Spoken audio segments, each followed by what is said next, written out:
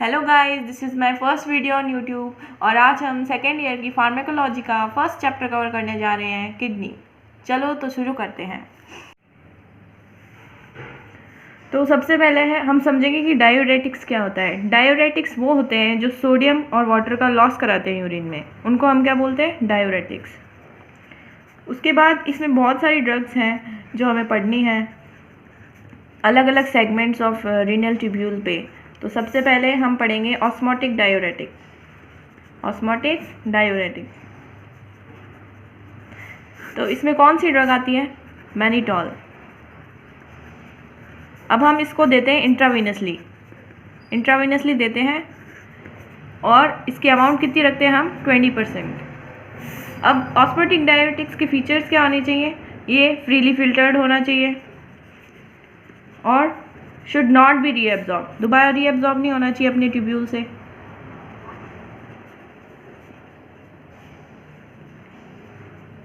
और केमिकली कभी रिएक्ट नहीं करना चाहिए इसको, नॉट रिएक्टेबल। और अब ये ऑस्मोटिक है तो इसको ऑस्मोटिक इफेक्ट डालना चाहिए, क्योंकि ये हाई मॉलिक्यूलर वेट का होगा तो वाटर रिटेन करेगा, वाटर रिटेन करेगा तो बॉडी से वाटर और सोडियम का लॉस होगा, तो इसीलिए हमें इसका यूज़ करना होता है।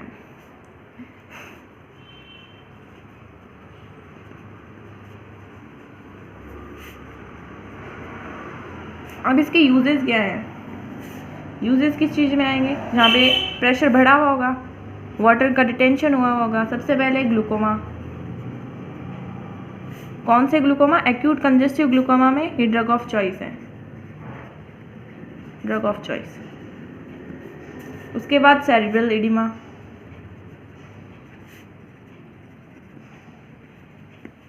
ठीक है। तो इन दो में इनका बहुत इंपॉर्टेंट रोल है ऑस्मोटिक डायूरेटिक का। अब सेरिब्रल एडिमा में इसका कौन सा रोल है, ऑस्मोटिक का, ऑस्मोटिक इफेक्ट है इसका, डायूरेटिक इफेक्ट इसका नहीं है, क्योंकि ये वाटर रिटेन करके लॉस करता है, सेरिब्रल एडिमा से रिलीफ देता है हमें। उसके बाद इसके कॉन्ट्रा इंडिकेशंस क्या हैं, कहाँ हम इसको यूज़ नहीं कर सकते, सेरिब्रल हैमरेज और एक्यूट रीनल फेलियर।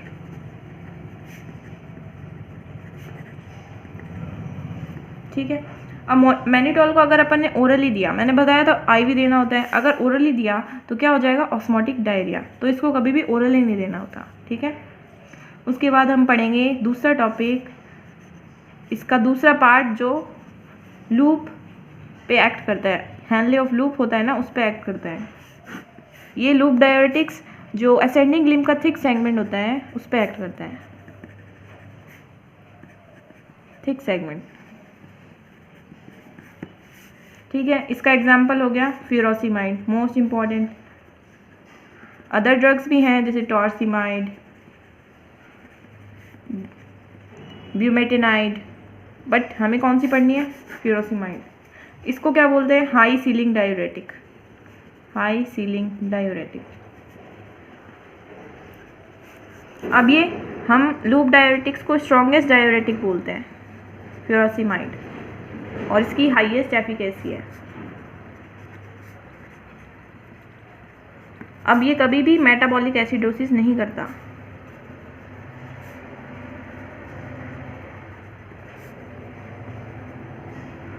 उसके बाद अब इसका काम कैसे करता है, ये जो हमारा थिक सेगमेंट है असेंडिंग लूप का, उसमें ये पंप होता है सोडियम पोटेशियम और क्लोराइड वाला, तो ये सोडियम इधर जाता है, पोटेशियम और क्लोराइड, दो क्लोराइड यहाँ से जाते हैं। अब ये इसको ब्लॉक कर देगा तो ये ट्यूब्यूल से एब्जॉर्ब नहीं होंगे और एक्सक्रीट हो जाएंगे, तो लॉस हो जाएगा सोडियम पोटेशियम और 2 क्लोराइड से इम्पोर्टर का ब्लॉक करता है, ये ब्लॉक करता है, ठीक है। तो इससे लॉस हो जाएगा सोडियम का, पोटेशियम का, क्लोराइड का, ठीक है। अब इसके बाद इसमें कुछ और आयंस का भी लॉस करता है, जैसे मैग्नीशियम का लॉस करता है, हाइड्रोजन का लॉस करता है। अब हाइड्रोजन का लॉस करेगा तो एसिडोसिस नहीं होगा, तो इसलिए हम इसको यूज़ करते हैं एसिडोसिस कंडीशन में, जहाँ पे ये ना करे। उसके बाद इसके साइड इफ़ेक्ट्स कुछ हैं, साइड इफ़ेक्ट्स, ये ब्लड में ग्लूकोज का लेवल, लिपिड का लेवल और यूरिक एसिड का लेवल बढ़ा देता है, ठीक है। और लूप क्या करता है, कैल्शियम का लूज़ करता है यूरिन में, ठीक है। और थायाजाइड एक अलग ड्रग है, वो कैल्शियम का रिटेंशन करती है, ठीक है। अब कैल्शियम का लॉस कर रही है तो हम इसको किस यूज़ करेंगे, हम यूज़ करेंगे इसको हाइपरकैल्सीमिया में, ठीक है। इसके अदर यूजेस क्या है, एक्यूट पल्मोनरी इडीमा, इसमें ये क्या करता है, प्रोस्टाग्लैंडिन का सिक्रीशन करवा देता है, सिंथेसिस करवा देगा और उनका रिलीज करवा देगा। तो उससे क्या हो जाएगा, प्रोस्टाग्लैंडिन्स क्या करते हैं, वेज़ोडाइलेशन, जिससे क्या हो जाएगा, जो ब्लड है पल्मोनरी वेसल्स में वो कहाँ शिफ्ट हो जाएगा, सिस्टेमिक वेसल्स में, ठीक है। एक तो इसका ये यूज़ हो गया। दूसरा यूज़ क्या है इसका, ये हाइपरटेंशन इमरजेंसी में यूज़ आएगा क्योंकि ये वाटर का लॉस करवाएगा। दूसरा, ये ब्रोमाइड एंड आयोडाइड पॉइजनिंग में भी यूज़ आता है, ठीक है। और भी इसके बहुत सारे यूजेस हैं, मेन यही है, हमें ये याद रखने हैं, ठीक है। उसके बाद थर्ड ड्रग जो डिस्टल ट्यूब्यूल्स पे एक्ट करती है, जिसका नाम है थायाजाइड्स। कहाँ पे एक्ट कर रही है, डिस्टल ट्यूब्यूल, ठीक है। ये क्या करती है, जैसे वो सोडियम पोटेशियम 2 क्लोराइड सिम्पोर्टर को इनहिबिट कर रहा था, ये किसको इनहिबिट करता है, सोडियम क्लोराइड सिम्पोर्टर को, डिस्टल ट्यूब्यूल्स में। ये देखिए, ये डिस्टल ट्यूब्यूल्स है, ये सोडियम और क्लोराइड इसको ब्लॉक कर देगा तो इनका लॉस हो जाएगा, ठीक है। अब इससे क्या होगा, इसमें ड्रग्स कौन सी आ रही है हमारे, हाइड्रोक्लोरोथायाजाइड, पॉलीथायाजाइड। अब मैंने बताया था कि कैल्शियम का क्या करता है, रिटेंशन। तो हम इसको कौन सी कंडीशंस में यूज़ करेंगे, हम इसको यूज़ करेंगे हाइपरकैल्सीयूरिया में, ऑस्टियोपोरोसिस में और रीनल स्टोन्स में, ठीक है।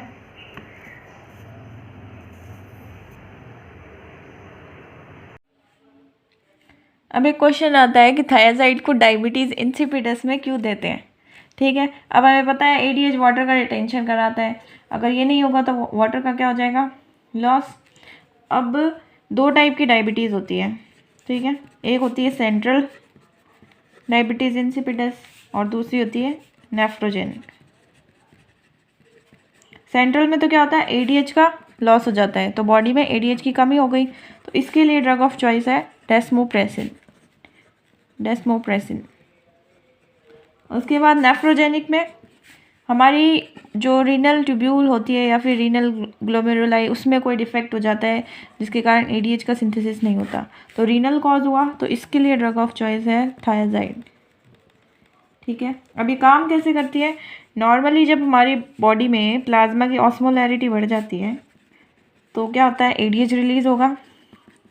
एडीएच क्या करवाएगा, वाटर का रिटेंशन। किसको स्टिमुलेट करेगा, ये थर्स्ट सेंटर को।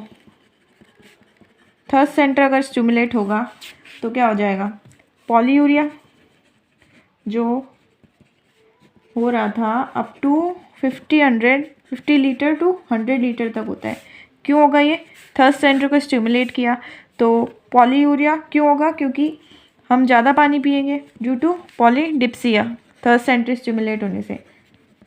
अब थायाजाइड काम कैसे कर रहा है, ये इनहिबिट कर देता है किसको, डाइल्यूशन ऑफ यूरिन को, इनहिबिट डाइल्यूशन ऑफ यूरिन, जिससे क्या होगा, कंसनट्रेट यूरिन पास हो रहा है बॉडी से, कंसनट्रेट यूरिन पास, जिससे प्लाज्मा की ऑस्मोलैरिटी जो बढ़ी हुई थी वो क्या हो जाएगी, कम, तो प्लाज्मा ऑस्मोलैरिटी डिक्रीज हो जाएगी और फिर थर्स्ट सेंटर स्टिमुलेट नहीं होगा थर्स्ट सेंटर स्टिमुलेट, और डायूरेसिस जो हो रहा था बॉडी से वो भी नहीं होगा।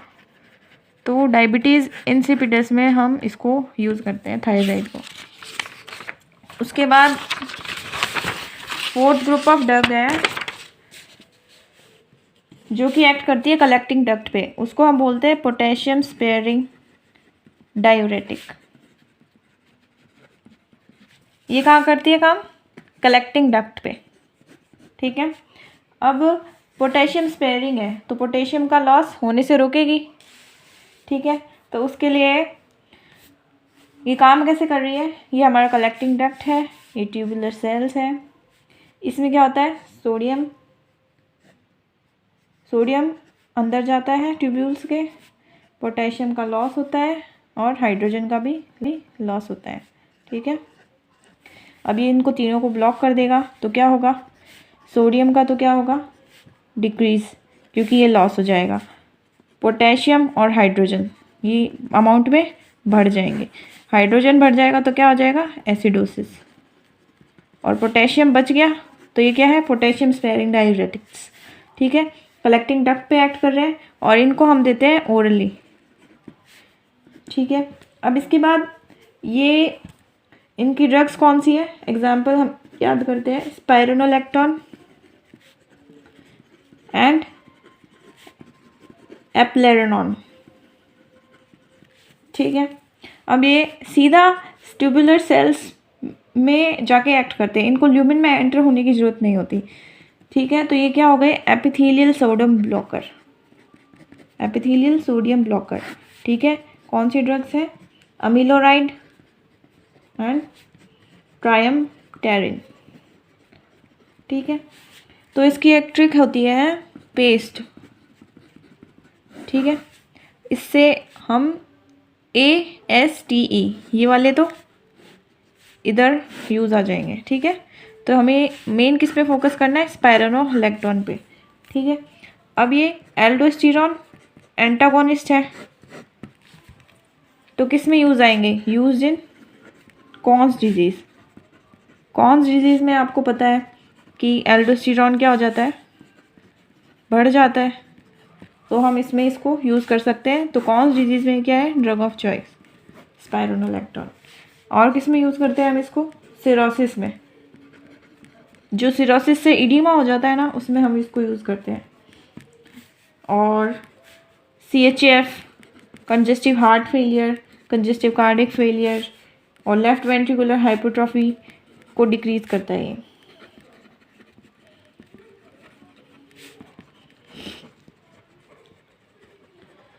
ठीक है।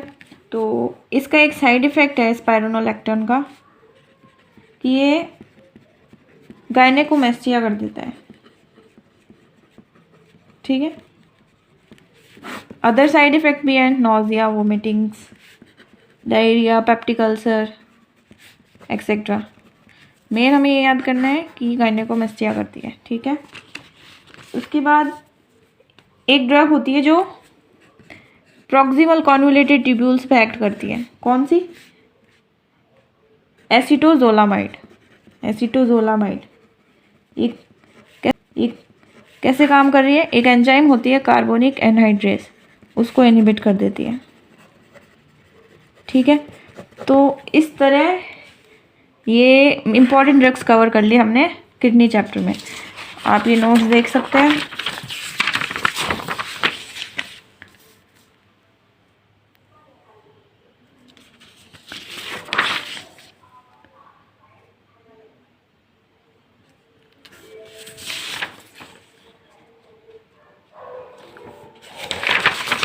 तो गाइज़, अगर आपको वीडियो अच्छी लगी हो तो लाइक करें, सब्सक्राइब करें एंड शेयर ज़रूर करें। Thank you.